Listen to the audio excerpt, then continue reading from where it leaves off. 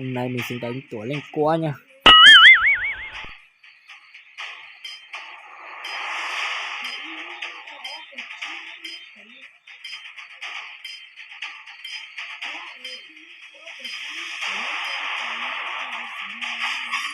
Ôi giời, nhìn mẹ nhà nó ta la.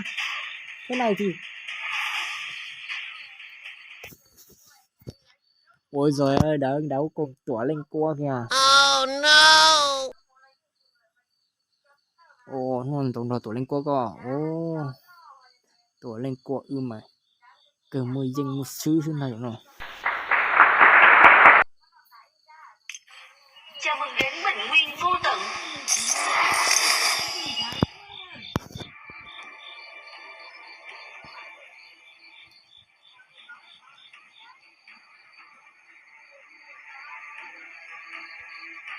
Cả đội xông lên. Nào có cái gì chính nghĩa, cũng là vì lợi ích thôi.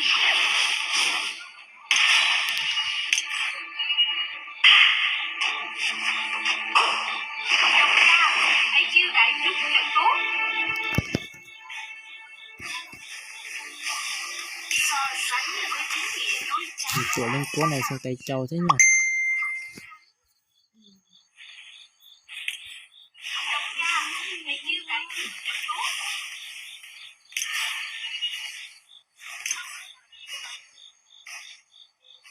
Muốn chứng minh ta sai, trước tiên cần phải chứng minh người đúng. Sẽ thắng một chút. Đồng ra, đây đều là thức ăn của người đó. Má. Ôi giời, chiến đầu công đầu. Mùi vị không tệ. Sẽ thắng một chút.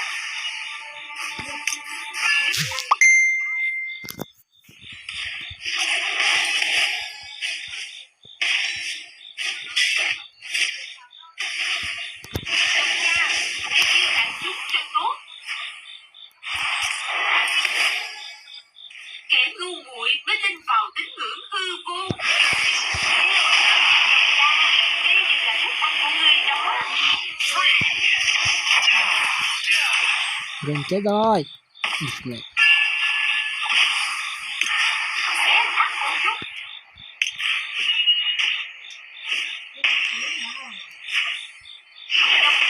Ôi giời. Chiêu đại chúng cho tốt.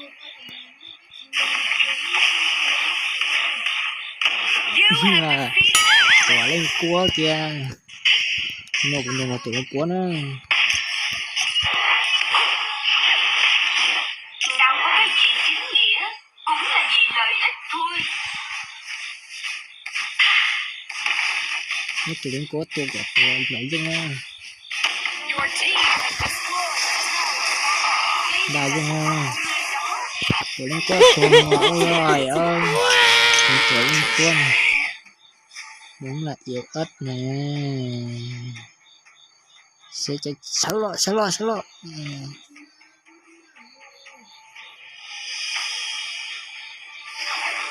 Wow.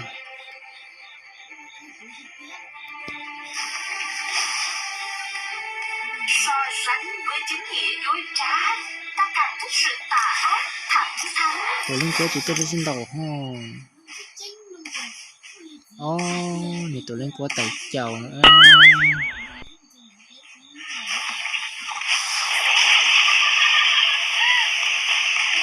Bị mẹ mày sao mẹ yếu thế nhỉ?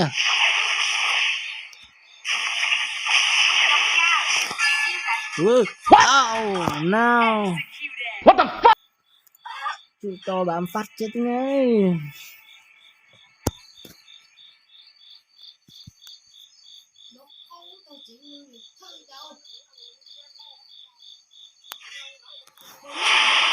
Đồng gia, làm chuyện chính nào.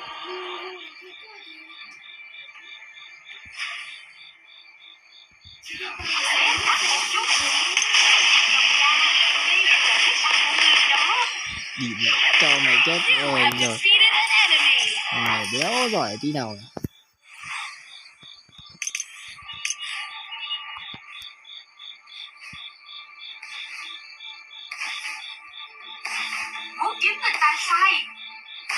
Ngươi cần phải chứng minh ngươi đúng.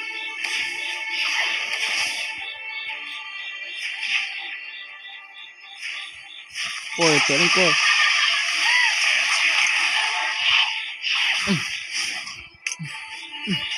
Hãy chiêu đại chúng Cho mày một mạng để sống.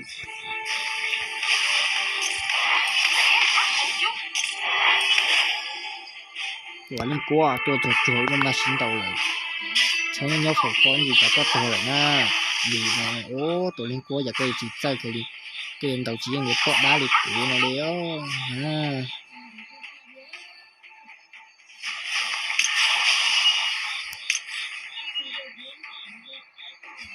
Tổ linh cô à. Nhưng mà bây giờ xin đầu tiền á. À. Lên thì tao mua.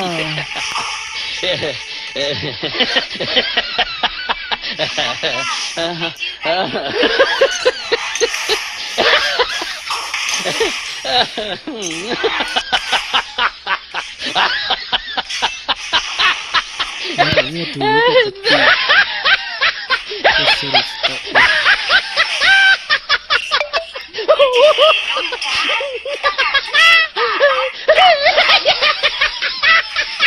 nhưng mà có những sự tôi xử lý các tình trên mình ngày chết đôi ôi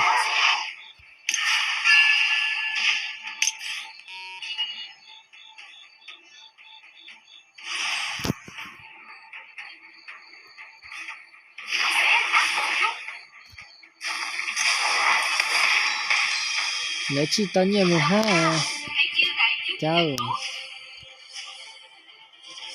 Muốn chứng minh ta sai, trước tiên cần của phải lên cô của tôi nói tôi có cái chữ tôi của mình nhỏ rồi hãy chiêu đại chúng cho tốt.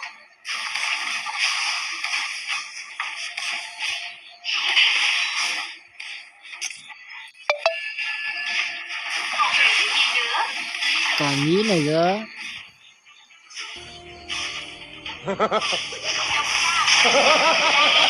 à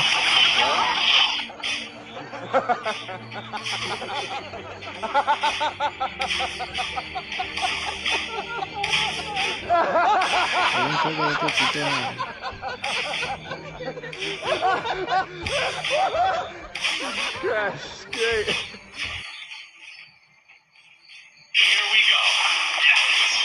ba của tao Đây đều là thức ba của tao ba của tao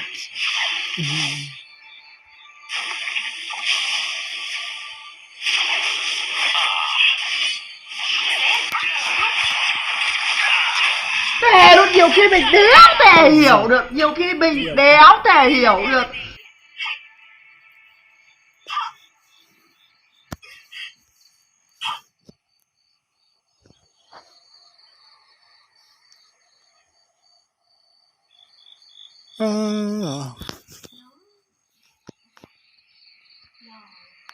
như cái món của tao làm chuyện chính nào.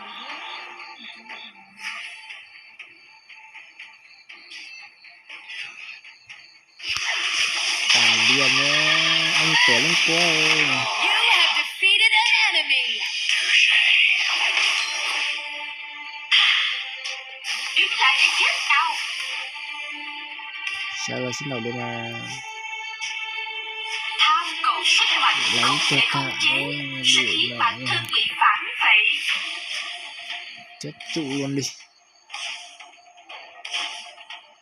mày cần giỏi thì mày hãy ra đây mà đến ngay Đây đi là phép tắc của ngươi đến rồi. đây đi